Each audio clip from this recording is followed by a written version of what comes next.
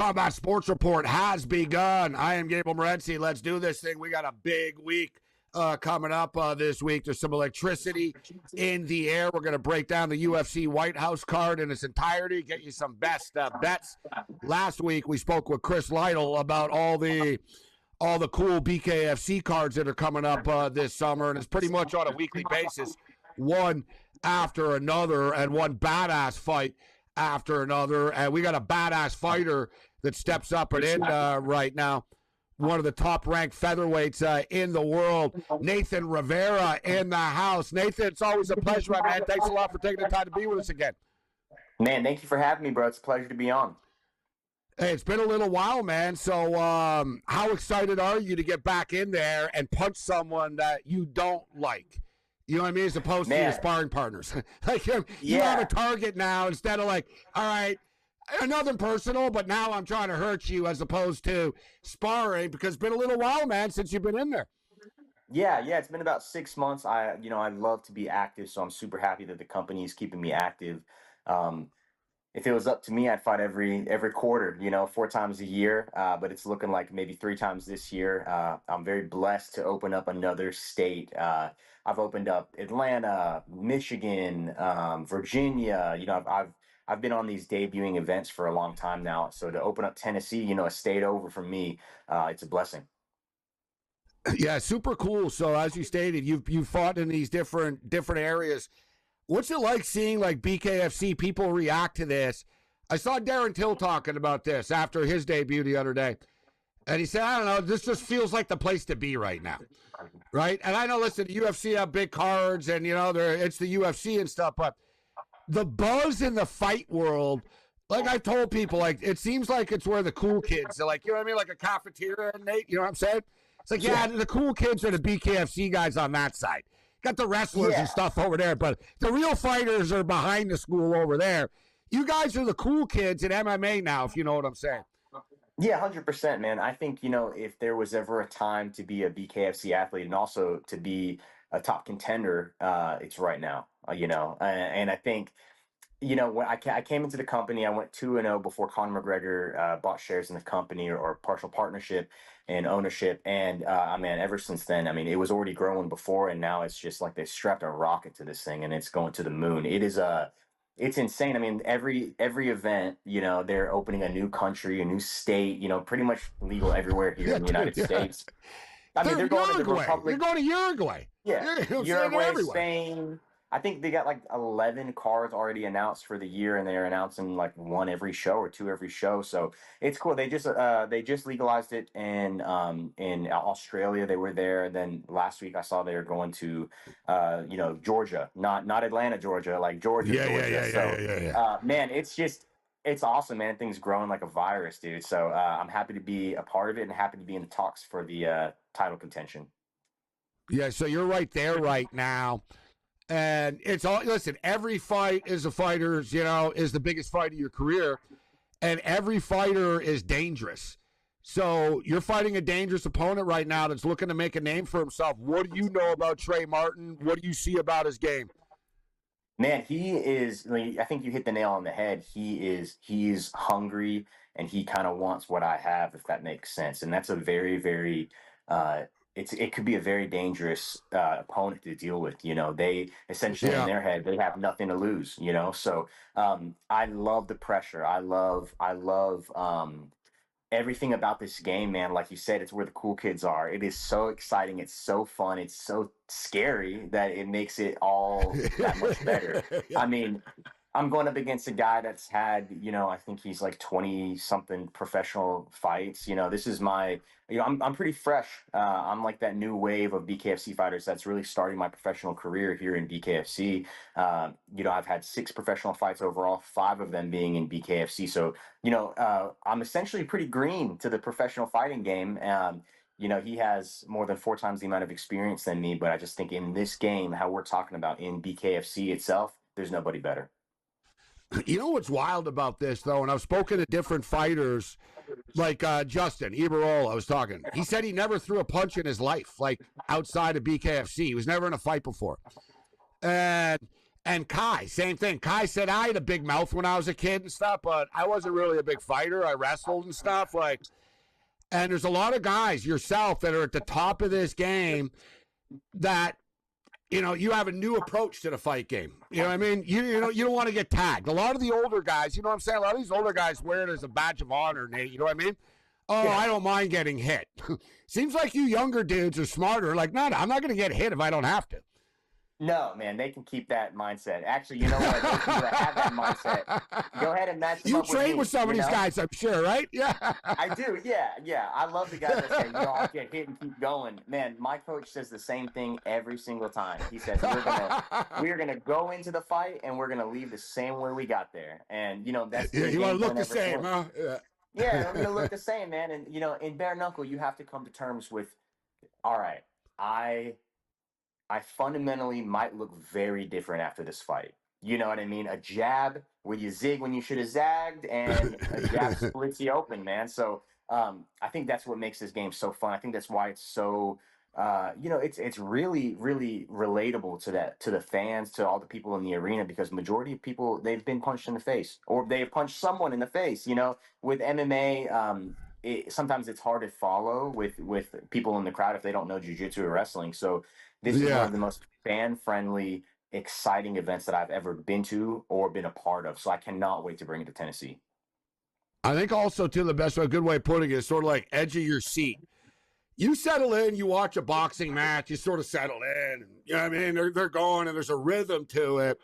Even in MMA, an MMA fight, you know, you see it, all right, someone gets taken down, there's sort of a rhythm to it. And like, BKFC, bro, it's just, you can't look away for a second. And I'm always sort of in fear for the fighter, too. I have that sort of, you know, that thing in my stomach. I'm like, oh, man, this guy's about to get effed up. Or like, this guy's overmatched. Or like, you sort of like, you know, you said you sympathize, you sort of feel, you can sort of feel it. So you're knocking on the door right now. You know, you're top, you know, technically ranked second. You're knocking on the door. What's the path for you right now? You can't overlook anybody, but you've got this fight coming up against Martin in Nashville. What do you want to happen? How far away from you saying, you know what, give me a damn title shot? Man, you know, I take a little bit of a different approach. My approach is whoever thinks they're ready for the title shot, let me get those guys. You know, I'm not going to call for the title. I'm not going to ask for it. No, you're evolving your game. I know what we've talked about that. You're evolving your game, right? Just getting better. And, you know, when it's your time, right?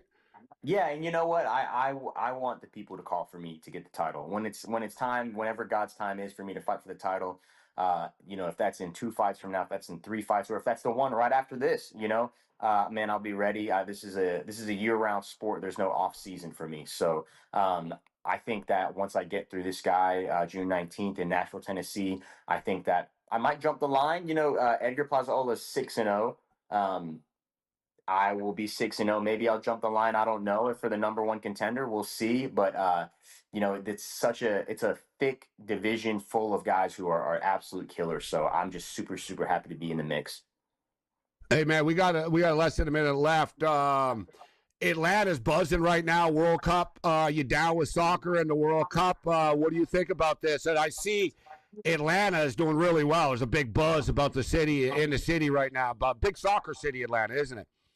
Yeah, it is, man. You know, I've not got into other sports much, but after this fight, when I get to kick my feet up for a little minute, I think my friends are going to try to get me into soccer. So I think it's a perfect time. Awesome stuff. Hey, man, you gotta get your mind off of things once your business is done. We'll be watching, man. We'll be watching next week. BKFC goes to Nashville, Tennessee. Always a pleasure, man. Thanks for joining us, Nathan. Awesome. Thank you, Gabe. There's Nathan Rivera with his BKFC, June 19th in Tennessee. Bring it.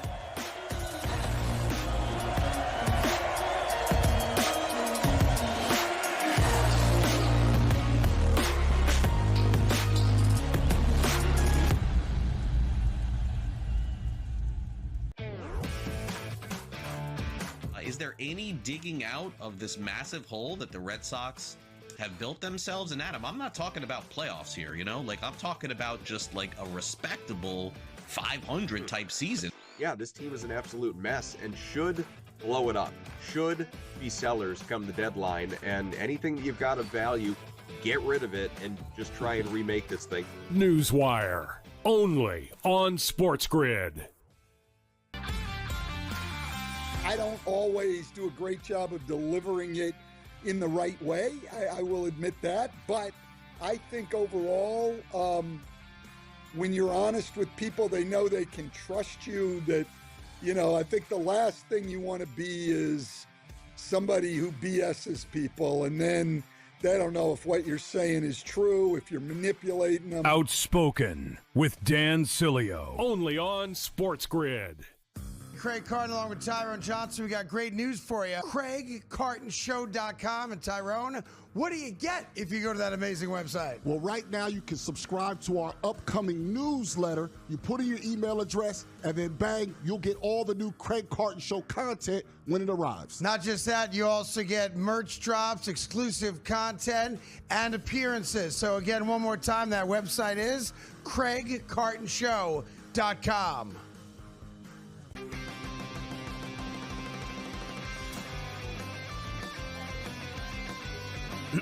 Class is in session. Today, let's talk about the teaser. A teaser is a multi-leg bet where you shift the point spread in your favor. You get better numbers, but every selection has to win. It doesn't matter what you bet if you don't have the insights. Tune into SportsGrid and get ahead of the class.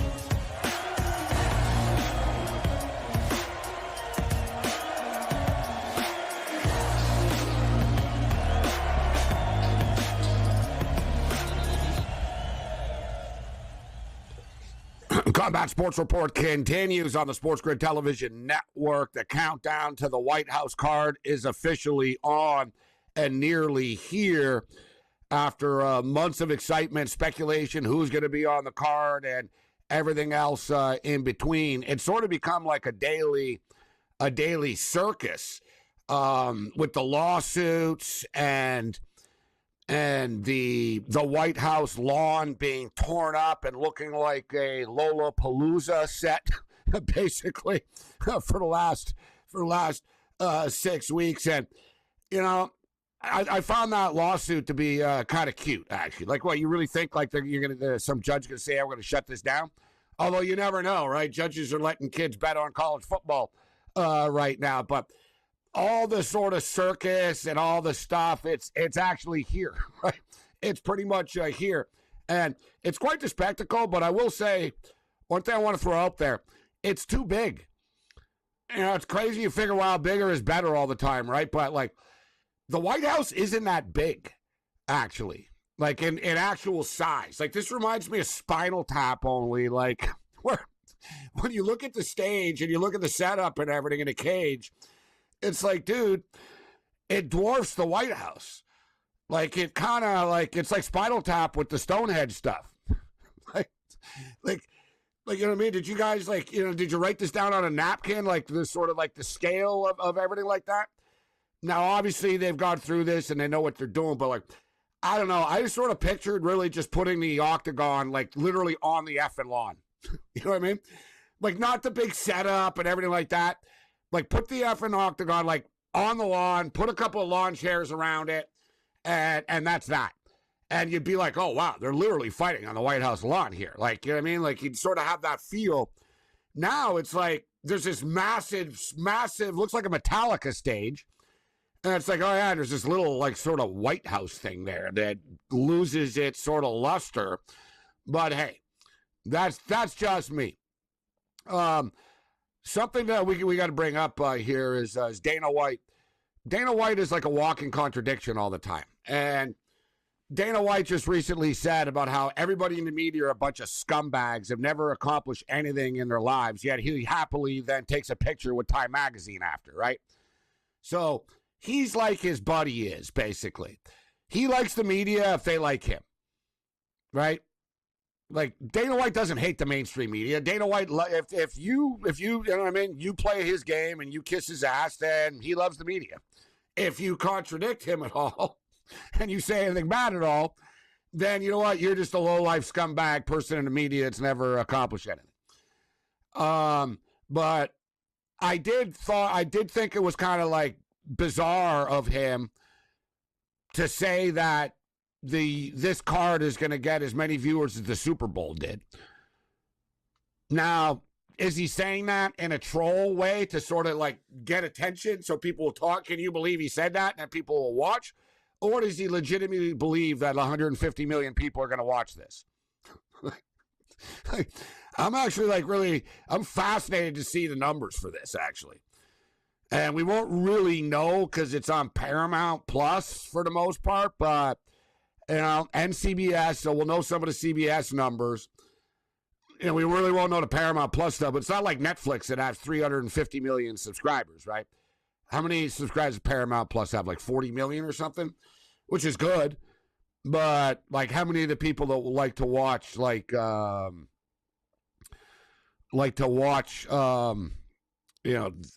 all those shows on Paramount? Was it like Yellowstone and all that type of stuff? Like, are those people like all those rancher shows all going to watch the UFC? Right? Honestly, I was thinking like, how many people watch on CBS? I mean, like, I don't know, 3 million, 4 million type thing, which is damn good. Like, 5 million people watching the Stanley Cup Finals. UFC generally gets like 1 million people on TV, like 800,000, 1 million type thing. Like, they're sort of like, they're good at marketing. Like, if you actually look at like their numbers, they're not getting like 22 million people watching their events or anything like that. So I'm fascinated to see like how this does play out. And we do have some cool fights. I mean, I don't like, the best ever stuff gets tossed around. Amongst the best ever, I think is a better conversation in all sports. But what Ilia Topuria has done, I mean, this guy really is, he is one of the greatest fighters of all time. Nobody can dispute this. And I'm not taking anything away from Justin Gaethje, but by beating Justin Gaethje, it's not like, oh, he becomes an even bigger sort of star by winning. But Topuria is the only fighter in UFC history to win titles in 2 weight classes with an undefeated record. It's hard to, all right, next. You got to come back for that. No, I really don't. Alex Pereira and Cyril Gane. I don't know, maybe this is just like the sports sort of better in me and sports fan, thinking about the correlations of things, but Paris Saint-Germain won the Champions League soccer. We have the NBA Finals going on right now. Then the Knicks and the city of New York and the cops seem to be fighting each other, and their fans are beating people up in the streets and stuff more than they're worried about the Spurs. So you got Victor Wembanyama, France. You have Team France, who I think are going to win the World Cup. And now you have Cyril Gane, right? Now you got Cyril Gane. Gane is the only French fighter in UFC history from France ever to own part of a title. But like interim stuff, right? And this is sort of interim as well, kind of because of the Aspinall stuff. It is and it isn't, but like, it's a big run for France right now, if you notice. Team France, Paris Saint-Germain, Victor Wembanyama, and now you got Cyril Gane fighting for the heavyweight championship. And listen, man, I can't believe I'm saying I want to go against Alex Pereira because I've really ridden Pereira. I've always said, Pereira can beat anybody. This guy's unbelievable. He should go to heavyweight. Yeah, but I'm not so sure Pereira is going to hurt Cyril Gane in the same way that he hurt fighters that he was so much bigger than. He's also hasn't been hit by a dude as big and as heavy as Cyril Gane.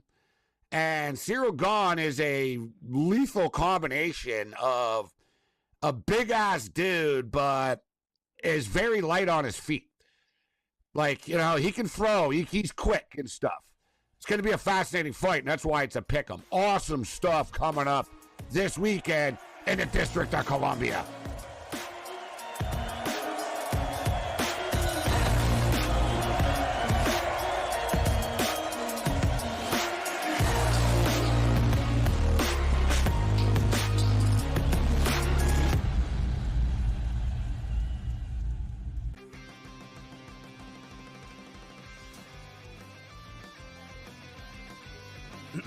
Class is in session. Today, let's talk about the teaser. A teaser is a multi-leg bet where you shift the point spread in your favor. You get better numbers, but every selection has to win. It doesn't matter what you bet if you don't have the insights. Tune into SportsGrid and get ahead of the class. Terrible start last year, injured all the way through, didn't have a chance to win that Major League Baseball season. This year, first team to 20 wins, first team to 30 wins, first team to 40 wins. It's all in the Atlanta Braves. Good baseball club lurking around here. They still have some guys, some starting pitchers on the shelf there that could help them down the road, but the Braves are sitting pretty right now. The Early Line, only on SportsGrid. That's for Abdul Carter. Hey, son, you want to be a leader? Show up to meetings on time. Don't be late to practice. This guy's sitting there trying to tell me that he's got a problem with Jackson Dart going to a Trump rally when he can't even show up to a meeting on time? And he can't show up to practice and he's late? Dude. Outspoken with Dan Sileo, only on SportsGrid. Well, the talk has been about sports betting handle being down or flat, right, because of the threat of prediction markets and the growth of them. But we've seen Kalshi actually kind of plateau for the first time in recent memory. Looking at a graphic right now, we've had the spike for the Super Bowl, and then this is usually when things die down. Yes, there's March Madness, but usually sports betting handle kind of goes down over the course of the spring and summer until we get back to football season. Newswire, only on SportsGrid.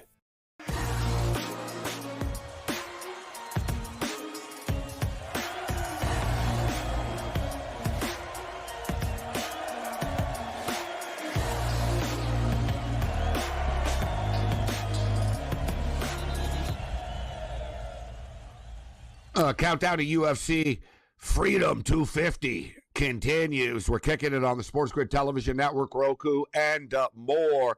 Tom Zaffino will step up and in, and we'll get his thoughts on the card and some best bets with Tom.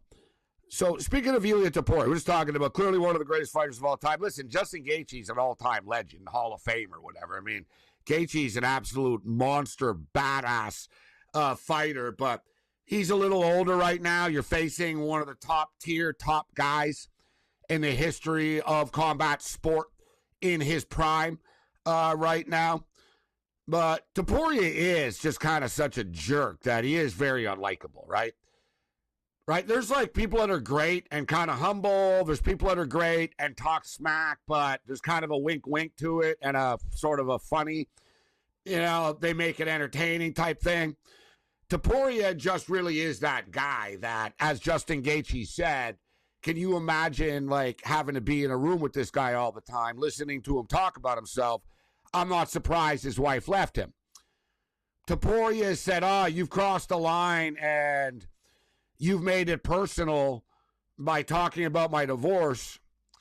And it's like, dude, you've been talking about Gaethje being a bum and how you're going to like knock him out in 10 seconds. Like Topuria is one of these like classic greats. He's allowed to talk smack, but if you say something back to him, then, oh God, he's offended. But, and when I say this, because I want to take like, I'd like to see Gaethje drop him. Like, you know what I mean? Just, I think Gaethje, it would just be like this crazy, like, you got to be kidding me. Especially at the White House. Like the American drops to Topuria. And Topuria is like so cocky.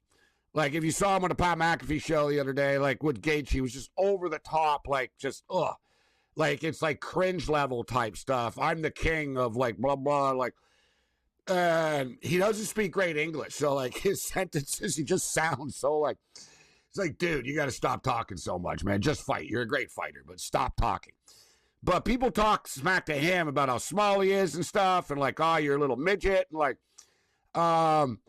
but without being stated, the total is 1.5, and Topuria can finish you quickly. And Gaethje's going to try to knock his head off. So let's just throw that out there right now before Tom joins us. I'm going under 1.5. Gaethje said, you're going to be freaked out when you're in the third and fourth round with me, and you're not knocking me out. And Topuria said, it's going to take me 30 seconds, right? And the thing with Topuria, I don't think he's just talking. Like, I think he's going to see it as a failure unless he does this. So speaking of Yulia, Yulia's out and about right now in Washington, D.C. Here's some footage of him training in a park, actually.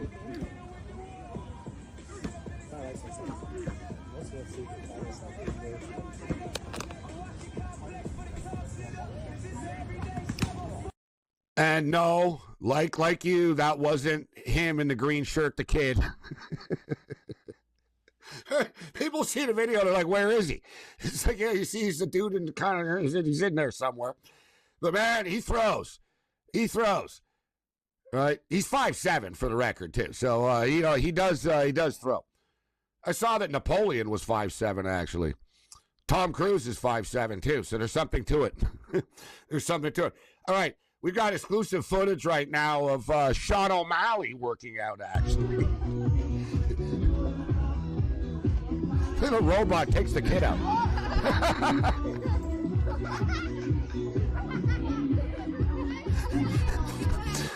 I'm telling you, man, it's a bad idea, these robots. Like, you see the robot wasn't sorry.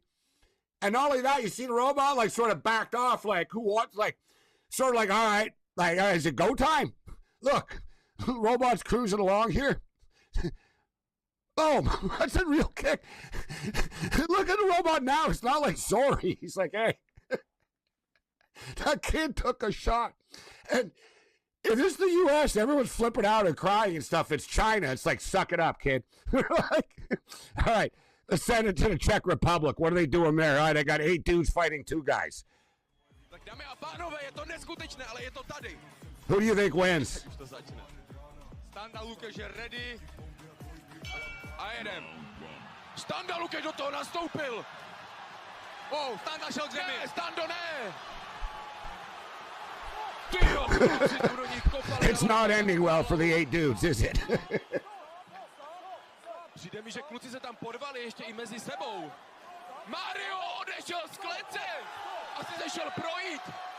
A little stomp on the head. Tak, řekl bych, že to byla jasná bouře a výhra. Že už bude po všem. To byla Not only that, like I like how they beat him up after the fight. Some more. They're like, you guys want some? 8 versus 2? Oh, man. We got to go to Eastern Europe, man. That's where they really throw down. Combat Sports Report continues.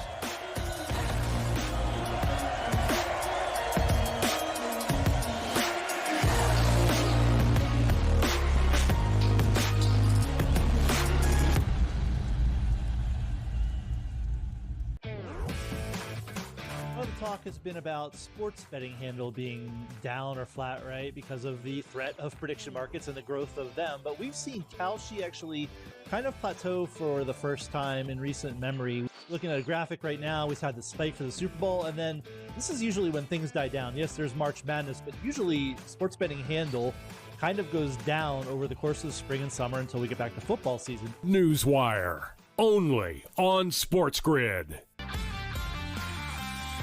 For Abdul Carter. Hey, son, you want to be a leader? Show up to meetings on time. Don't be late to practice. This guy's sitting there trying to tell me that he's got a problem with Jackson Dart going to a Trump rally when he can't even show up to a meeting on time? And he can't show up to practice and he's late? Dude. Outspoken with Dan Sileo, only on SportsGrid. This is all about headlines, Donnie. If we hear, if that noise gets louder as we get closer, then 45 cents is going to be 65 cents, and that's the repricing we're talking about. I don't need Utah to get them. I need people to think Utah is going to go up and get them, Donnie, and that's how you make money. Prediction Markets Edge, only on SportsGrid. Craig Carton along with Tyrone Johnson. We got great news for you. CraigCartonShow.com. And Tyrone, what do you get if you go to that amazing website? Well, right now you can subscribe to our upcoming newsletter. You put in your email address, and then bang, you'll get all the new Craig Carton Show content when it arrives. Not just that, you also get merch drops, exclusive content, and appearances. So again, one more time, that website is CraigCartonShow.com.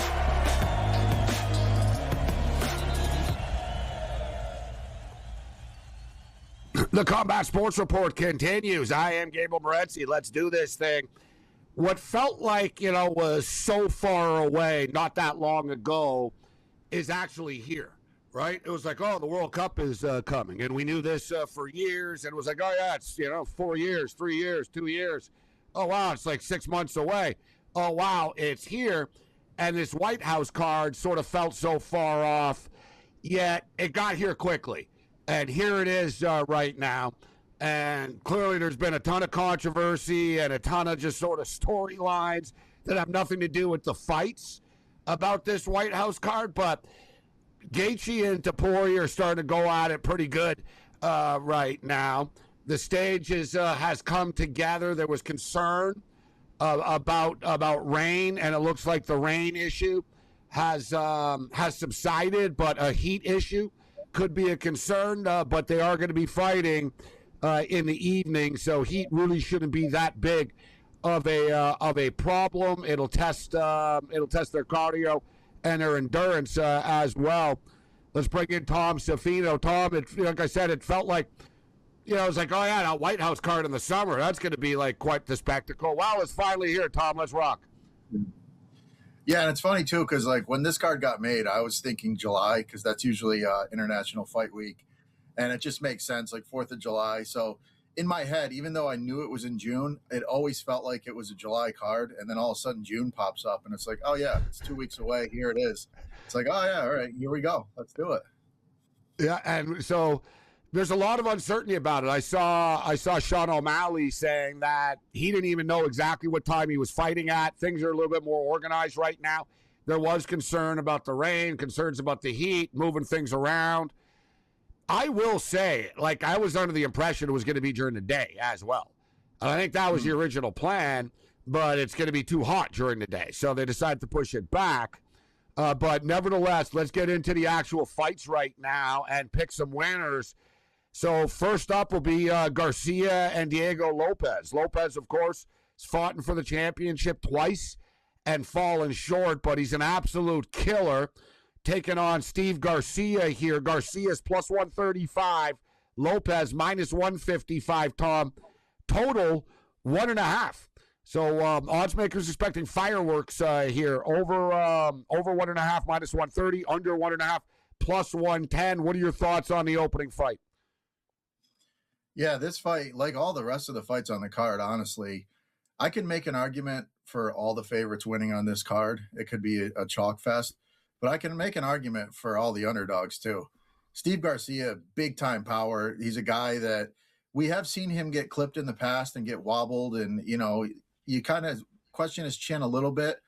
But he's been on a crazy run. He's got extreme power. He's probably one of the more powerful guys in the division. And, Lopez coming off a couple – I mean, the first title fight was okay. The last one, it was kind of lackluster for him. So – maybe there's a little bit of a letdown from those title fights. Maybe there's a bounce back here. Who knows? I think Diego should get it done, but I'm kind of tempted to throw something on the Garcia KO because Garcia's power, man.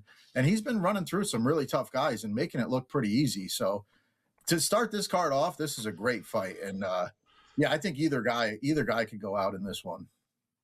You raise a great point. Just for the record, everybody, Garcia's won 7 straight fights, which isn't easy to do, right, in the UFC. And he has fought in some name top 15 type, top 10 type fighters along the way. And then you get Lopez, who, as you stated, you never really know how somebody is going to react and how when they realize, you know what, I'm not going to be champion or I've fallen short a couple of times. He could think, you know what, I'll wait this out and I will be champion down the road, which wouldn't surprise me either. But this really is a sneaky, cool fight to get the fireworks going. What do you think about the 1.5 there, Tom? Because that is pretty light. It is. And it's interesting because these guys come out and for the most part, they're guns blazing. But like I said, with Diego, his last fight, kind of, he didn't really change his game plan. Volk just kind of did what he wanted to do. And he wasn't really going forward as much as he used to. I would expect him to go forward more here. Garcia, we know. I mean, he did have a 3-round fight not that long ago with Calvin Kattar, where he pretty much did what he wanted to do, but he did go 3 rounds. But for the most part, I mean, both of these guys generally get the job done early. They're two finishers, and they're both explosive. So that 1.5, it's a good line. It's tough. I leaned at it. Yeah, you know what though? Fire and fire though, like you said, they both know. It's one of those. It's very cliche to say, but Lopez doesn't want to get clipped early. He thinks, you know what? I can outpoint this guy. I can rack it up. You know what I mean? Let's bring. I've been in championship fights. Let's bring this guy into some deeper waters. I know it's a 3-round fight, but you know what I'm saying. Let's be a little patient here. Garcia could be headhunting early, but I doubt Lopez clips him that early. Like I said, when you got two dudes that are like that kind of fear each other or respect each other, that often leads to overs, Tom. Yes, it does. And I would lean the over. I mean, the minus 130, you said. I would lean to the over, but it probably will be sweaty. I mean, if one guy, lands a big shot early, it's could be lights out, but they're both pretty smart. Garcia's game has evolved a lot in the last 3 or 4 years since his last loss. So he's become more of a patient fighter. He picks his shots. He has good footwork. Lopez has good footwork as well. And, there's a shot, maybe Lopez mixes in some grappling. And if that's the case, then that probably flies over that 1.5. Now I'm looking right now at Bet Online, and it's almost like I'm like, oh man, is this like some sort of typo or something? Because everything is 1.5. I'm like, no, it's not. It's not a typo. Like everything, pretty much like we got the first 4 fights, guys. The total is 1.5. So we got Kyle Dawkins and Bo Nickel. Bo Nickel, the big favorite at minus 330. Dawkins is plus 270. And the total here, Tom, 1.5. Over 1.5 is minus 155. Under 1.5 is plus 135. I'm somewhat surprised by this total as well. Like what? Is Bo Nickel just going to take him down and submit him that easily and that quickly? Is that what they're thinking? What's your take? Yeah, I mean, I'd lean over in this one as well. We haven't really seen that from Bo Nickel, since he's got to the UFC. He's gotten a couple guys out of there. Yeah, that killer finish. That exactly. Yeah, that right away, like that Goldberg wrestling, right? Like right away, like, oh man, it's over right away. Yeah, you're not destroying people. You're not destroying people. Funny enough, is one of his quickest finishes was a knockout.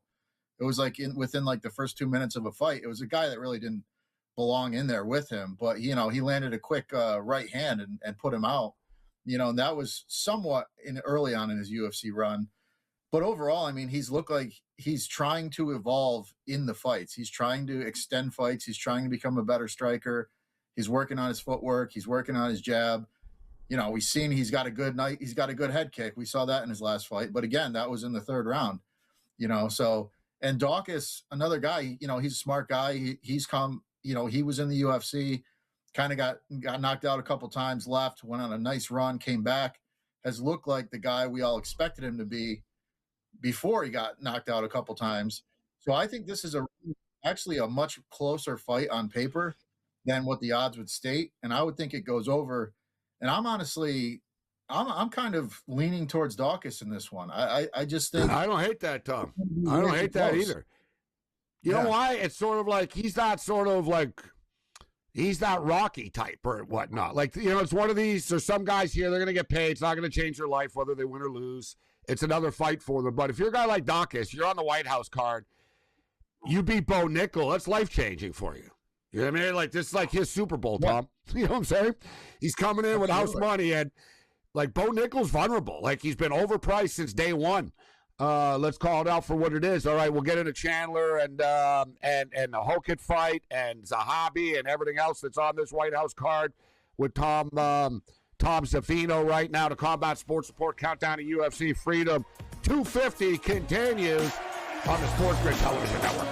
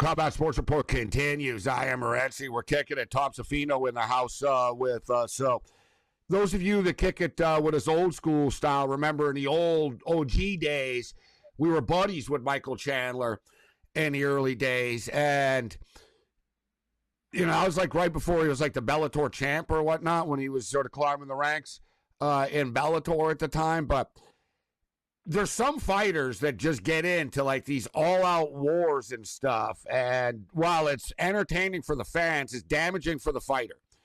And I'm kind of baffled by Chandler a little bit because it's not like he's super old or anything, Tom, but he just can't win anymore, right? He just can't win. And like, you know, like I said, like if you remember those fights, one of those fights gets Eddie Alvarez, like legit one of the best fights ever, right? Like just like all-out, total chaos type stuff. I don't know if Chandler's up to it, but he keeps talking about, I'm going to fight Conor one way or another. And I'm thinking it might be in BKFC, bro, because Conor owns part of that. And once his contract is up, he's going to be in BKFC. And if you're going to really want a piece of that, Chandler, but I do respect Chandler as a fighter. He's a hell of a fighter, but let's just call it off what it is. He's been through too many wars, Tom. Yeah, that's exactly what it is. I mean, pretty much every fight he's ever been in, win or lose, it's been a war. I mean, you know, we came into the UFC, got that quick knockout over Dan Hooker, then, you know, went to war with Justin Gaethje, absolute barn burner of a fight that was. And then pretty much every fight he's been in, even, you know, the Charles Oliveira fight, he had Charles hurt early, and then he ends up getting finished in that one. And, you know, to his credit, he's fighting nothing but top 5 guys pretty much. But the look against Paddy Pimblett, and again, Paddy Pimblett's another guy that's right up there in the top 5. It just wasn't a good look. He just didn't look like he had the extra in the tank, and Paddy just kind of rolled through him, which was kind of shocking to see. Now, this is a matchup where if he wanted to go back to his roots and just be a real wrestler and just go for takedowns, he could be live in that aspect. But it's the White House card. It's Michael Chandler. I don't expect him to just go with a high IQ game plan. I expect him to go in there, try to put on a show. And oddly enough, Hoofy is kind of the guy that everybody has compared to Conor on his rise, the way he stands, the way he moves, the way he strikes. So he didn't get Conor, but he got somebody close. Unfortunately, Hoofy's got that striking that could be a real problem here.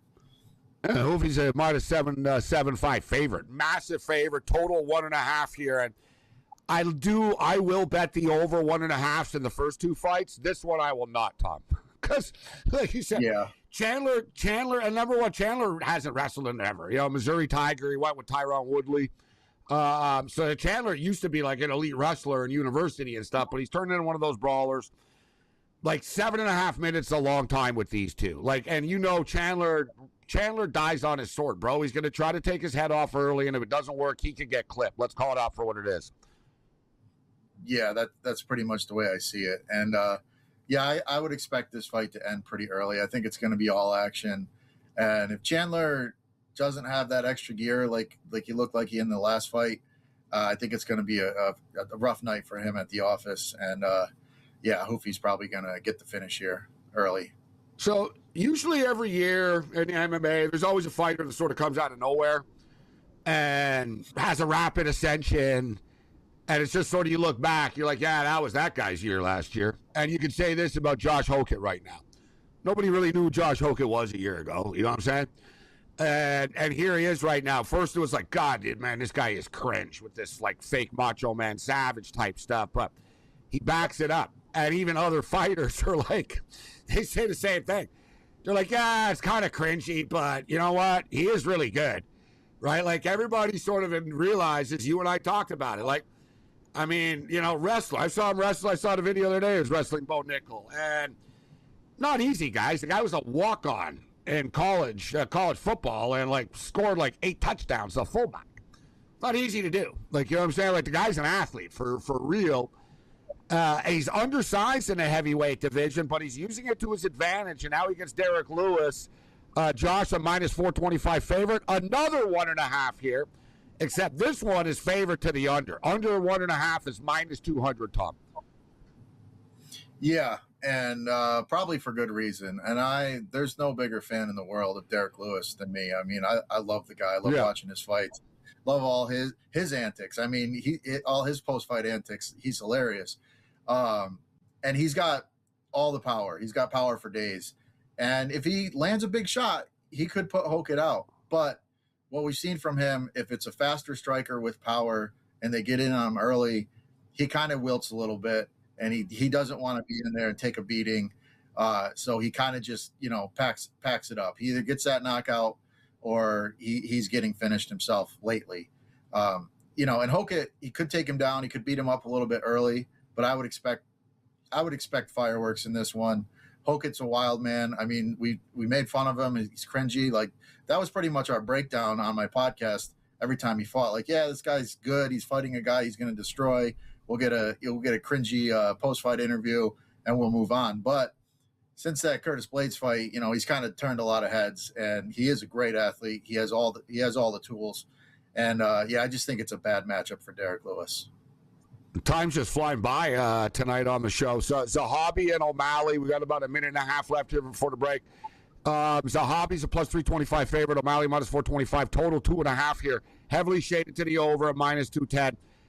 Can Zahabi win? Yeah, he could potentially win, but I like the over here more. I'm almost like, all right, Eamon, can you give me 2.5 rounds? And I think he can. Yeah, I think this one goes all three, honestly. They're both good strikers. O'Malley has some great finishes in his past, but, he has gone a long way in fights sometimes to get those knockouts. And recently he's been pretty patient. I expect it to be a back-and-forth strikers affair. I expect O'Malley to win. I would bet O'Malley by decision. And, that's it. It's going to be a relatively competitive fight, but I think O'Malley just edges him out and, gets him over 3 rounds. All right, on the other side, we'll hit the two main events. And it was interesting because Cyril Gane was talking about how he's added stuff to his game. And they were talking about what a stand-up war, and he kind of like played coy. He said, who says it's going to be a stand-up war? I can do more than stand and strike. Let's break it down on the other side.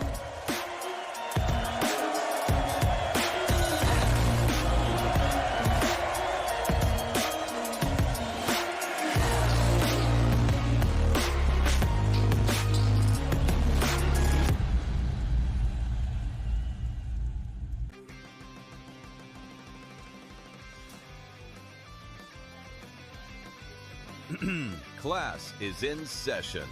Today, let's talk about the teaser. A teaser is a multi-leg bet where you shift the point spread in your favor. You get better numbers, but every selection has to win. It doesn't matter what you bet if you don't have the insights. Tune into SportsGrid and get ahead of the class. Terrible start last year, injured all the way through, didn't have a chance to win that Major League Baseball season.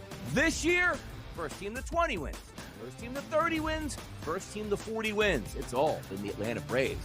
Good baseball club lurking around here. They still have some guys, some starting pitchers on the shelf there that could help them down the road, but the Braves are sitting pretty right now. The early line, only on SportsGrid. For Abdul Carter. Hey, son, you want to be a leader? Show up to meetings on time. Don't be late to practice. This guy's sitting there trying to tell me that he's got a problem with Jackson Dart going to a Trump rally when he can't even show up to a meeting on time? And he can't show up to practice and he's late? Dude. Outspoken with Dan Cilio, only on SportsGrid. Well, the talk has been about sports betting handle being down or flat, right, because of the threat of prediction markets and the growth of them. But we've seen Kalshi actually kind of plateau for the first time in recent memory. Looking at a graphic right now, we've had the spike for the Super Bowl, and then this is usually when things die down. Yes, there's March Madness, but usually sports betting handle kind of goes down over the course of the spring and summer until we get back to football season. Newswire, only on SportsGrid.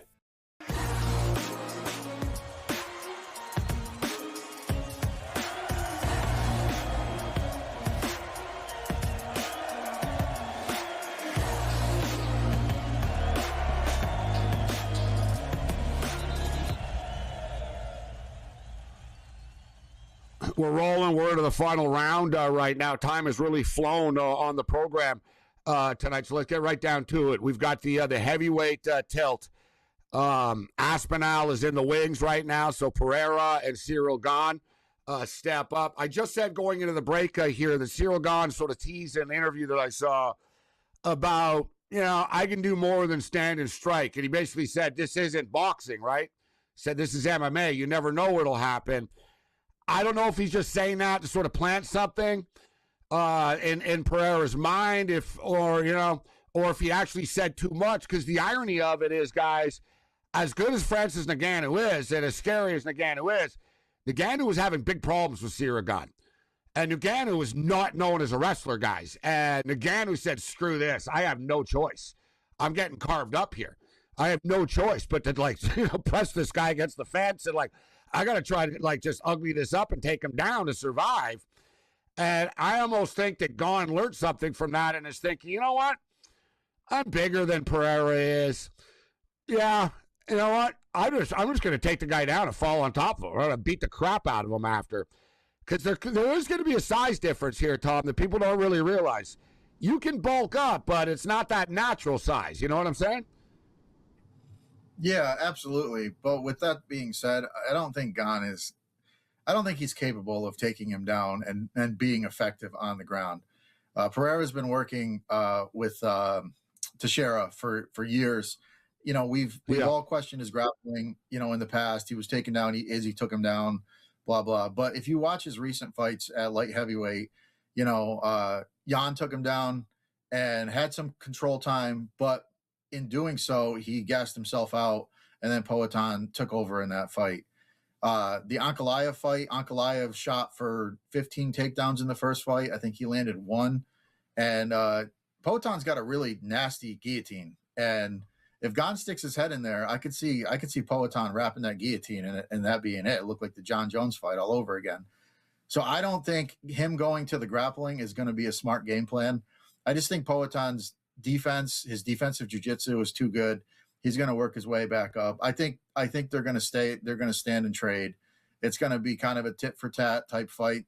The difference between Ngannou and Pereira is a much more technical striker. So, Ngannou's a big time power guy. He's got some good boxing, but he's not as technical as Pereira. So I think it's going to be really close. The line's close. But I don't know, man. I just think Pereira gets it done. I think he's gonna, if he has to stuff a takedown or two, he will. But I think, both guys have great leg kicks. I think Pereira's leg kicks are more damaging. I think he can get those leg kicks going. And I think he gets it done. And I think this one goes long too. This one I'm looking forward to a lot. The total's 2.5 here. Over 2.5 is -155. Under 2.5 is +135. It's been a pick 'em the whole time, and then Gane sort of became a slight favorite, and now it's sort of flipped back. Pereira, I see -115. I'm a big Pereira fan, so I hate going against him, actually, but I've sort of I am leaning with Gane here. I think the size difference, I think this is going to matter. And I think this is Gane's time. And also, we're on this big French run right now, guys. Paris Saint-Germain won. Victor Wembanyama is rolling along here in the NBA Finals. Team France in the World Cup could win. I know we got Cyril Gane that could potentially be a French heavyweight champion. So there's a lot of little synergies here, but I can't wait for that fight. This is the one I'm looking most forward to. And listen, anytime you get Topuria, you get to see Topuria or Gaethje fight is cool. Getting a little personal now, Tom, as fight is approaching. What's your take on that Topuria and Gaethje? Yeah, I think, again, it's another great fight. I mean, anytime Gaethje's in a fight, anytime Topuria is in a fight, it's going to be fun. I just think Topuria at this point is just a little bit too fast. Gaethje's a little bit too hittable. Gaethje's definitely tough as nails. Like, he could take a big shot from Topuria and, bounce back up and keep going, make this an ugly brawl. And he's a bigger guy. I mean, he definitely has a decent size advantage on him. But if he gets hit with those shots that Patty was hitting him with, I think he's going to go out at some point. I think Topuria wins. I think it's probably by knockout. But Gaethje's definitely, a lot of people are counting him out. He's definitely got some power. He's definitely a really tough fighter. So he's got a puncher's chance in this one. But I think Topuria gets it done by knockout. So it's the UFC Freedom Fights 250. There was a lot of speculation, and there was never really an official announcement as far as like what time it was at. They didn't really know because of the weather, but it is going to be Sunday night. So Sunday night, 8 o'clock Eastern, CBS Paramount Plus. It's the Freedom Fights 250. Other than that, you're on your own. Later.